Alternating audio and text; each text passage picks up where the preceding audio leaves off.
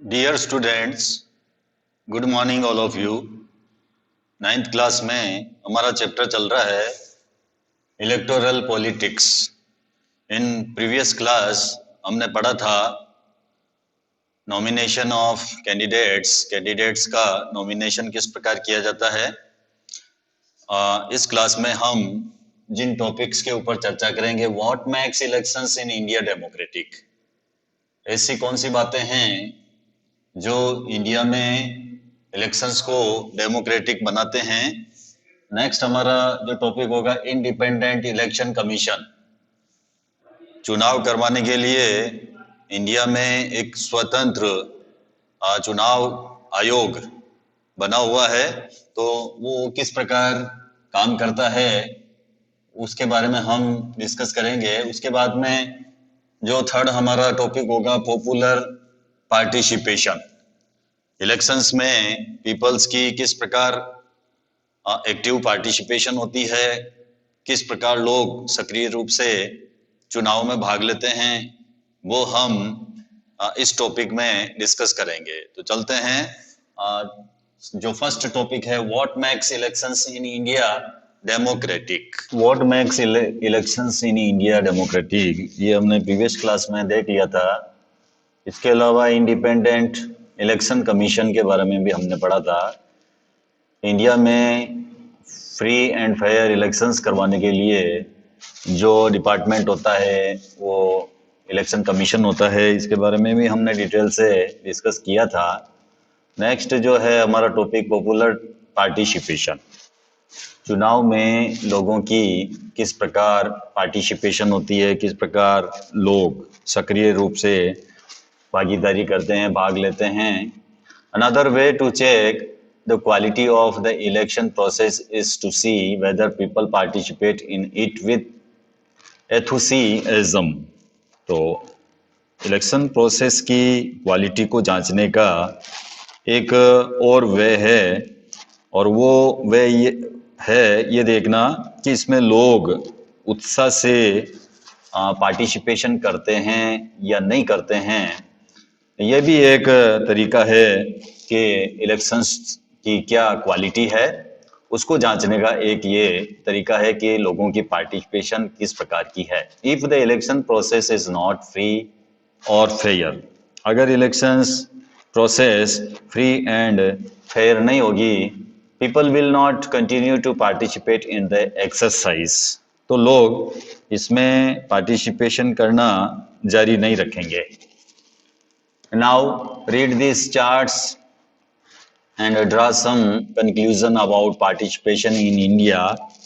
तो जो चार्ट्स और ड्रा दे रखे हैं, जो लेखा चित्र दे रखे हैं, उनको पढ़ना है और भारतीय चुनाव में जो है कंक्लूजन निकालना है, आपको निष्कर्ष निकालना है। इनको पढ़ के किस प्रकार जो है भारत में इलेक्शंस होते हैं वो हम इसमें देख सकते हैं। वोटर टर्नआउट परसेंट देख सकते हैं, कितने प्रतिशत जो वोटर है उनकी सक्रिय भागीदारी है, वो इस लेखा चित्र में, इस चार्ट्स में, इसमें हम ड्रा में देख सकते हैं। तो यूनाइटेड किंगडम में जो वोटर्स टर्नआउट है परसेंटेज में, वो ज़्यादा है इंडिया के बजाय। फर्स्ट है, People's participation in election is usually measured by voter turnout figures। चुनाव में लोगों की भागीदारी का जो मेजरमेंट है, पैमाना है, आमतौर पर मतदान करने वाले लोगों के जो फिगर्स है, जो आंकड़े हैं, उनसे बनाया जाता है। किस प्रकार लोगों ने वोट किया है। Turnout indicates the percentage of eligible voters who actually cast their votes। तो मतदान की योग्यता रखने वाले कितने परसेंट लोगों ने वोट किया है, वोट कास्ट किया है, मतदान किया है, ये हिसाब लगाना मुश्किल होता है। ओवर द लास्ट 50 ईयर्स, पिछले 50 वर्षों में The turnout in Europe and North America has declined।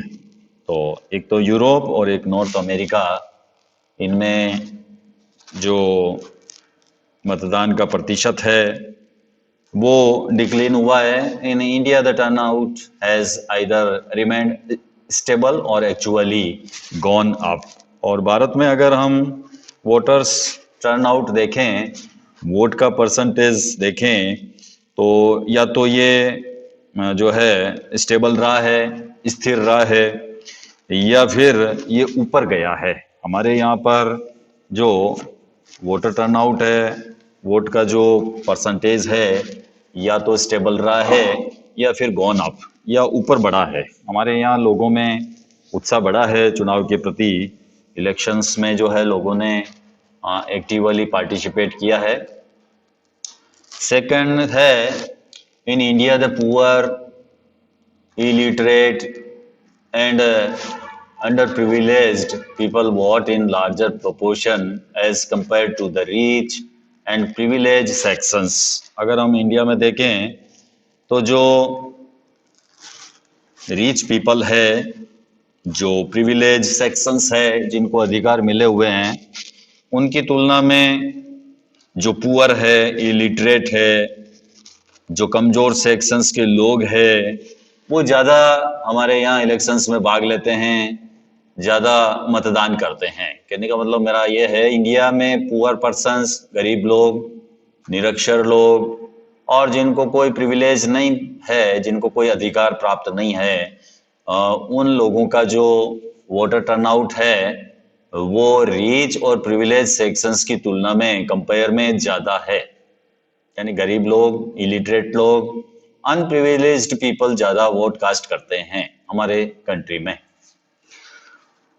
This is an contrast to western democracies. तो वेस्टर्न डेमोक्रेसीज में जो स्थिति है, इससे बिल्कुल जो है हमारे यहाँ पर कॉन्ट्रास्ट पोजीशन है, कॉन्ट्रास्ट स्थिति है। For example, in the United states of America, America का एग्जांपल हम लेते हैं। Poor people, African Americans and Hispanics vote much less than the rich and the white people.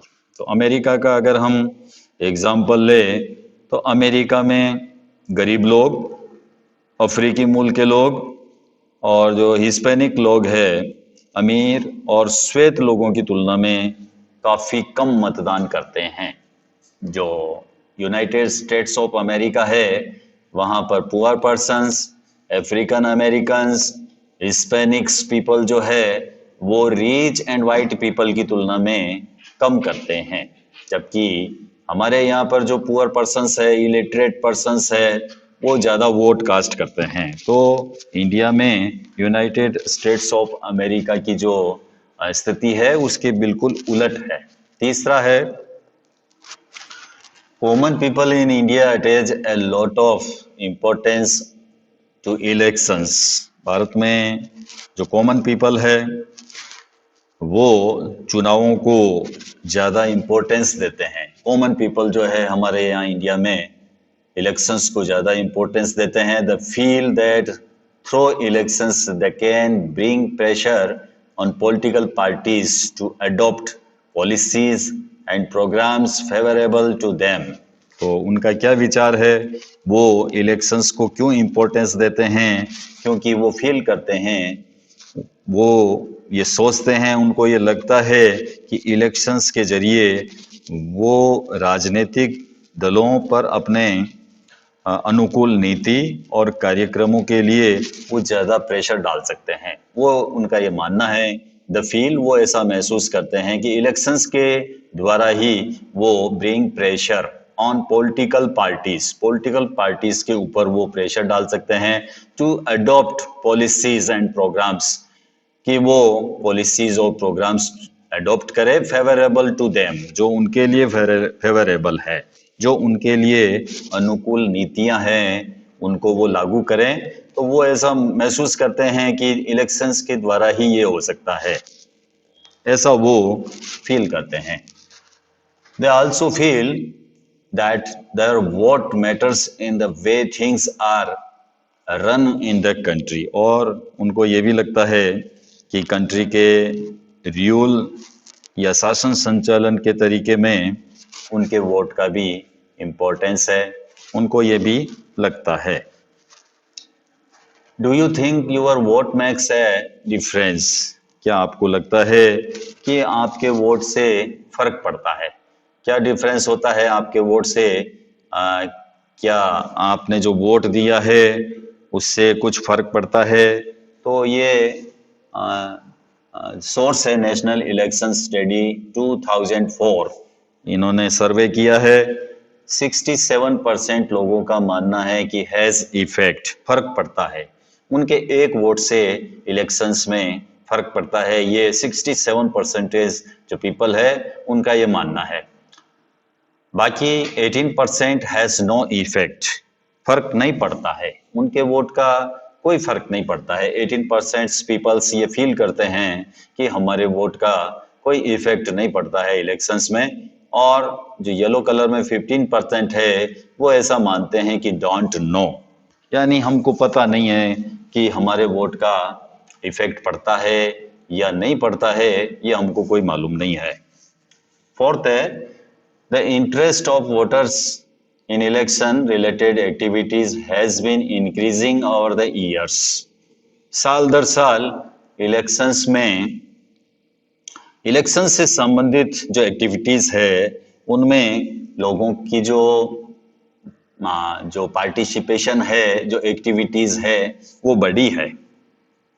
कब बढ़ी है? ओवर द ईयर्स, यानी जैसे जैसे समय गुजरा है वैसे वैसे वोटर्स का इंटरेस्ट जो है इलेक्शंस में या इलेक्शन रिलेटेड एक्टिविटीज में उनका जो इंटरेस्ट है वो इंक्रीजिंग हुआ है।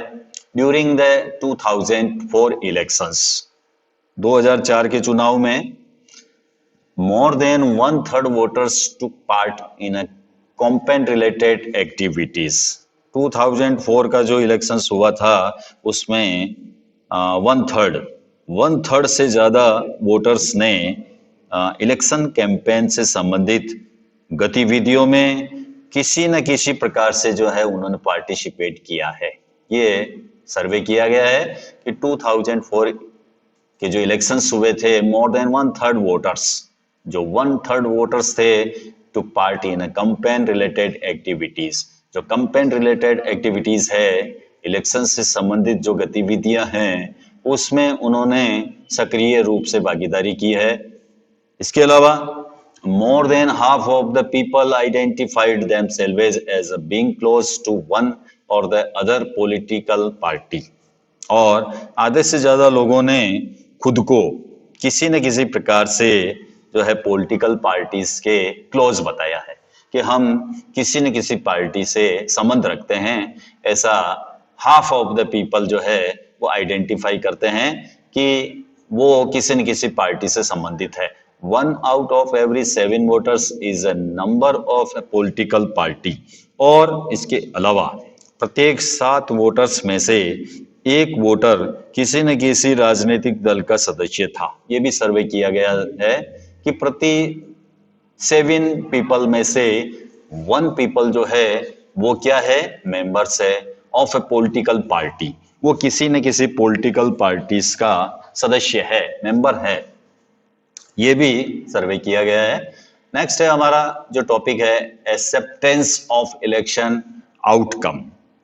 तो जो भी चुनावी नतीजे होते हैं, रिजल्ट होता है, उसको स्वीकार करना, चुनावी नतीजे को स्वीकार करना। One final test of the free and fairness of election has in the outcome itself. Elections के फ्री एंड फेयर होने का आखिरी जो मेजरमेंट है उसके रिजल्ट है। जो इलेक्शंस हुए हैं वो फ्री हुए हैं या फेयर हुए हैं या नहीं हुए हैं, इसका जो फाइनल टेस्ट है, जो मेजरमेंट है, वो है आउटकम। जो नतीजे होते हैं, चुनाव के जो नतीजे आते हैं, वो ये तय करते हैं कि इलेक्शंस फ्री हुए हैं या नहीं हुए हैं, फेयरनेस है या नहीं है इसमें। ये कौन तय करता है? ये उसके नतीजे, इलेक्शंस के जो आउटकम्स आते हैं वो ये तय करते हैं कि चुनाव कैसे हुए हैं। If elections are not free and fair, अगर इलेक्शंस जो है फ्री एंड फेयर नहीं हुए हैं तो क्या होगा? The outcome always favour the powerful. अगर चुनाव स्वतंत्र और निष्पक्ष ढंग से न हो तो जो नतीजे है वो हमेशा जो पावरफुल पार्टीज है उसके फेवर में जाते हैं। जो पावरफुल लोग हैं उनके फेवर में आउटकम्स आएंगे अगर elections are not free and fair. अगर इलेक्शंस फ्री एंड फेयर नहीं है तो जो आउटकम्स है वो आउटकम्स किसके पक्ष में जाएंगे?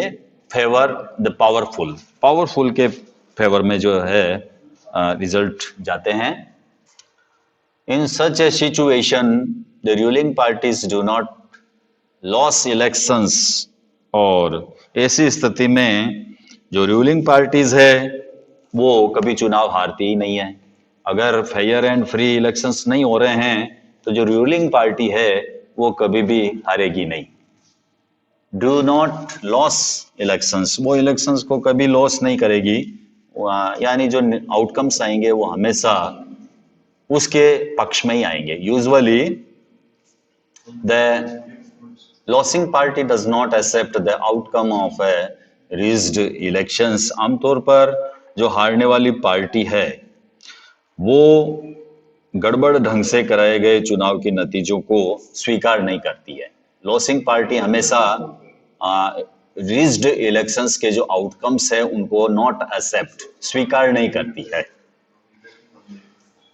The outcome of India's elections speaks for itself. Bharat में चुनावी नतीजे खुद ही काफी कुछ कह देते हैं, स्पीक्स करते हैं। क्या कहते हैं?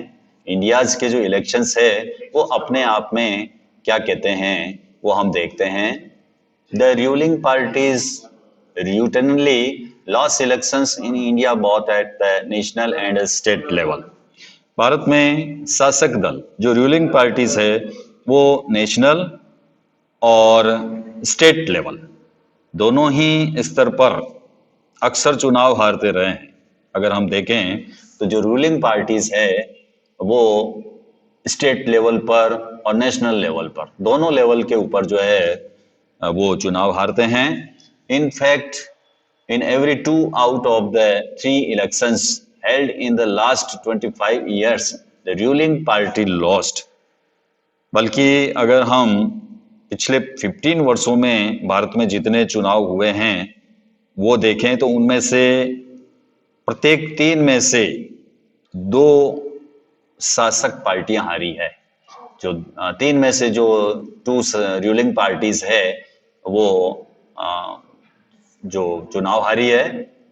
इन द यूएस, अगर हम यूएस की बात करें, अमेरिका की बात करें, in the US an incumbent और sitting elected representative rarely loses an elections. अगर हम यूएस की बात करें तो वहां पर चुना हुआ रिप्रेजेंटेटिव शायद ही कभी चुनाव हारता है। यानी वहां पर जो चुना हुआ जो रिप्रेजेंटेटिव है, इलेक्टेड रिप्रेजेंटेटिव है, रेयरली लॉसेस एन इलेक्शंस, वो मुश्किल से इलेक्शंस को हारता है। मुश्किल से ही इलेक्शंस में उसको पराजय प्राप्त होती है। किसको? जो इलेक्टेड रिप्रेजेंटेटिव है या जो सिटिंग रिप्रेजेंटेटिव है वो कभी शायद ही चुनाव हारता है। अमेरिका में, in India about half of the sitting MPs और एमएलएज लॉस इलेक्शंस। और अगर हम भारत की बात करें तो इसके बिल्कुल कॉन्ट्रास्ट है, बिल्कुल अलग है। इंडिया में जो वर्तमान रूप से जो सांसद है, जो एमएलए है, वो चुनाव हार जाते हैं। जो रूलिंग पार्टीज के या जो जीते हुए एमपीज होते हैं, जो एमएलएज होते हैं, वो अक्सर लॉस इलेक्शंस, जबकि अमेरिका में सिटिंग और इलेक्टेड रिप्रेजेंटेटिव्स है रेयरली लॉसेस एंड इलेक्शंस। वहां पर जो एमपीज है, एमएलए है, कौन से? इलेक्टेड रिप्रेजेंटेटिव, सिटिंग रिप्रेजेंटेटिव, वो कभी चुनाव नहीं हारते हैं। इंडिया में जो एमपीज है, सिटिंग एमपीज, सिटिंग एमएलएज, वो लॉस इलेक्शंस, चुनाव हारते हैं। तो अमेरिका के उलट हमारे यहाँ इंडिया में स्थिति है। Candidates who are known to have spent a lot of money on buying votes and those with non-criminal connections often lost elections. इसके अलावा वोट खरीदने में सक्षम जो पैसे वाले कैंडिडेट्स है या जो आपराधिक किस्म के जो उम्मीदवार है उनका भी चुनाव हारना बहुत आम बात है हमारे यहाँ पर इंडिया में। जो जिनके पास में लॉट ऑफ मनी है जो चुनाव में स्पेंड करते हैं बाइंग वोट्स वोट को खरीदने में करते हैं those with non criminal connections और जिन कैंडिडेट्स का कनेक्शंस क्रिमिनल कनेक्शंस है ऑफन लॉस इलेक्शंस वो इलेक्शंस को हारते हैं। Bearing very few disputed elections, the electoral outcomes are usually accepted as people's verdict by the defeated party. और कुछ अपवादों को अगर हम छोड़ दें तो अक्सर जो हारी हुई पार्टी है हारी हुई पार्टी भी चुनाव के नतीजे को जो है उसको मानकर स्वीकार कर लेती है एक्सेप्टेड कर लेती है। Challenges to free and fair elections free and fair elections की क्या चैलेंजेज है क्या चुनौतियां हैं इस टॉपिक के ऊपर हम चर्चा करते हैं। All this leads to a simple conclusion तो इन सब बातों से हम इस कंक्लूजन के ऊपर पहुंचते हैं elections in India are basically free and fair. तो इंडिया में जो चुनाव होते हैं वो बेसिकली फ्री एंड फेयर होते हैं। हमारे यहाँ पर बेसिकली जो इलेक्शंस होते हैं फ्री एंड फेयर जो स्वतंत्र और निष्पक्ष ढंग से हमारे यहाँ चुनाव होते हैं। The party that wins an elections and forms government does so because people have chosen it over its rivals. जो पार्टी चुनाव जीतकर गवर्नमेंट बनाती है उसे लोगों का सपोर्ट प्राप्त होता है। जो भी गवर्नमेंट जीत कर आती है पार्टी गवर्नमेंट बनाती है उसको लोगों का सपोर्ट प्राप्त होता है। This may not be true for every constituency और संभव है कि हर कॉन्स्टिट्यूएंसी में ये बात लागू नहीं होती है। A few candidates may win purely on the basis of money power and unfair means. कुछ उम्मीदवार पैसों के जोर पर या गलत तरीकों से वो जीत सकते हैं। कुछ जो कैंडिडेट्स होते हैं वो बेसिस ऑफ मनी पावर के ऊपर जो है वो इलेक्शंस को जीत सकते हैं। एंड अनफेयर मीन्स से भी वो जो है कुछ कैंडिडेट्स जो है जीत सकते हैं। But the overall verdict of general elections still reflects popular preference. लेकिन इलेक्शंस का कुल मिलाकर नतीजा अभी भी आपको आप अभी भी लोगों की इच्छा को ही बताता है। जो रिजल्ट्स आते हैं वो लोगों की इच्छा को रिफ्लेक्ट करता है। There are very few exceptions to this rule in the last 60 years in our country. पिछले 60 years में हमारे देश में इस सामान्य नियम के थोड़े बहुत अपवाद है। वेरी फ्यू एक्सेप्शन है कुछ अपवाद है। पिछले 60 वर्षों के दौरान हमने देखा कि जो गलत तरीके से जो जीत कर आते हैं अनफेयर मीन्स या मनी पावर के जरिए जो कुछ कैंडिडेट्स है वो जीत कर आते हैं। तो इसके क्या है there are very few exception to this rule last 60 years. अगर लास्ट 60 इयर्स की हम बात करें तो इस प्रकार के मामले थोड़े बहुत है हमारे सामने। This is what makes Indian elections democratic और यही चीज हमारी जो भारतीय चुनाव प्रणाली है उसको डेमोक्रेटिक बनाती है। Yet the picture looks different if we ask deeper questions. लेकिन जब आप थोड़ा गंभीर मसलों के ऊपर गौर करें तो कुछ क्वेश्चंस जो है हमारे सामने आएंगे। Are people's preference based on real knowledge? क्या लोग पूरी समझदारी और सारी चीजें जानकर फैसले करते हैं? Are people's preference based on real knowledge? Are the voters getting a real choice? क्या वोटर्स के पास सचमुच जो है स्वस्थ विकल्प उपलब्ध होते हैं? Is elections really level playing field for everyone? क्या चुनाव मैदान सबको बराबरी के अवसर देता है? Is election really level playing field for everyone? Can an ordinary citizens hope to win elections? क्या कोई जो ऑर्डिनरी सिटीजन्स है वो भी चुनाव जीतने की होप रख सकता है, चुनाव जीतने की कल्पना वो कर सकता है? Questions of these kind bring the many limitations and challenges of Indian elections to our attention. These includes, इस तरह के जो क्वेश्चन है, जो सवाल है, वो भारतीय चुनाव व्यवस्था की सीमाओं और चुनौतियों की ओर जो है हमारा अटेंशन, हमारा ध्यान जो है उस तरफ करती है। नेक्स्ट जो हमारा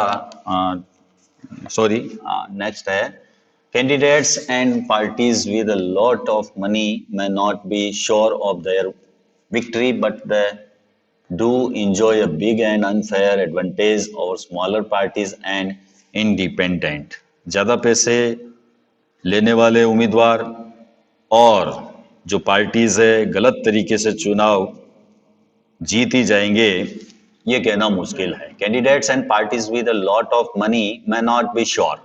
ये श्योर नहीं है कि जो पार्टीज पैसा ज़्यादा खर्च करती है, ज़्यादा पैसे लेती है, वो विक्ट्री को प्राप्त कर लेगी, ये कहना श्योर नहीं है।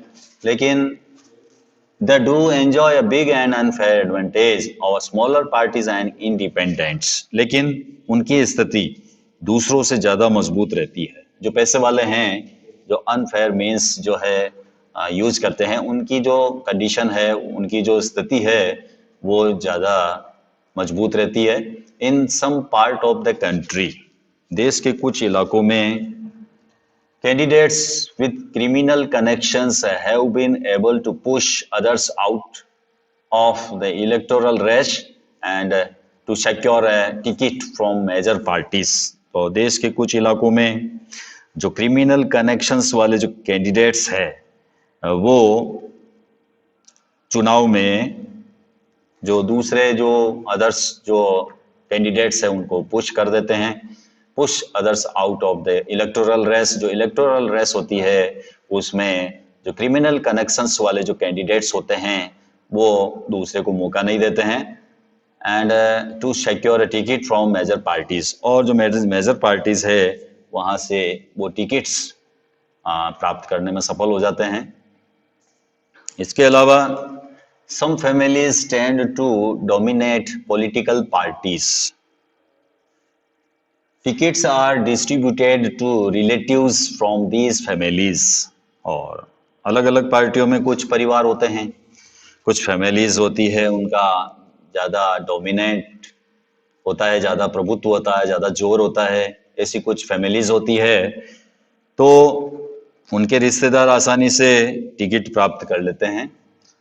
जो टिकट्स का डिस्ट्रीब्यूशन होता है वो इस प्रकार की जो फैमिलीज है, उनके जो रिलेटिव्स है, उनको आसानी से मिल जाता है। Very often elections offer little choice to ordinary citizens, और आम आदमी के लिए चुनाव में कोई ढंग का विकल्प जो है उनके पास में मौजूद नहीं रहता, कोई लिटिल चॉइस उनके सामने नहीं होती है। For both the major parties are quite similar to each other both in policies and practices, क्योंकि दोनों प्रमुख पार्टियों की नीतियां और व्यवहार जो है वो एक जैसे ही होते हैं। Smaller parties and independent candidates suffer a huge disadvantage compared to bigger parties। बड़ी पार्टियों की तुलना में जो छोटे दल है और जो निर्दलीय उम्मीदवार है उनको ज़्यादा परेशानी आती है। These challenges exist not just in India but also in many established democracies। ये जो challenges है ये केवल इंडिया की ही नहीं है, बल्कि कई established democracies है, जो स्थापित लोकतंत्र है, उनके यहाँ पर भी कमोबेश ये स्थिति है। These deeper issues are a matter of concern for those who believes in democracy. लोकतंत्र में जो लोग आस्था रखते हैं उनके लिए ये चीजें गहरी चिंता का विषय है। डेमोक्रेसीज में जो बिलीव करते हैं उनके लिए ये मैटर ऑफ कंसर्न हो सकता है। दैट इज वाई, इसी कारण से citizens, social activist and organisation have been demanding reforms in our electoral systems. तो इसी कारण से इन प्रॉब्लम से मुक्ति पाने के लिए जो रिफॉर्म्स है, रिफॉर्मर्स है, ऑर्गेनाइजेशन है, सोशल एक्टिविस्ट है, सिटीजन्स है, वो ये डिमांड करते हैं कि इलेक्टोरल सिस्टम्स में रिफॉर्म किया जाए। Can you think of some reforms? क्या आप कुछ चुनाव सुधार जो है वो समझ सकते हैं? What can an ordinary citizens do face these challenges? और इन चुनौतियों का सामना करने के लिए एक जो आम नागरिक है, ऑर्डिनरी सिटीजन्स है, वो क्या कर सकता है, ये आप डिस्कस कर सकते हो। तो इस प्रकार जो है ये हमारा चैप्टर जो है इसका यही एंड होता है। मिलते हैं नेक्स्ट चैप्टर में एक न्यू टॉपिक के साथ में। Thank you, have a nice day.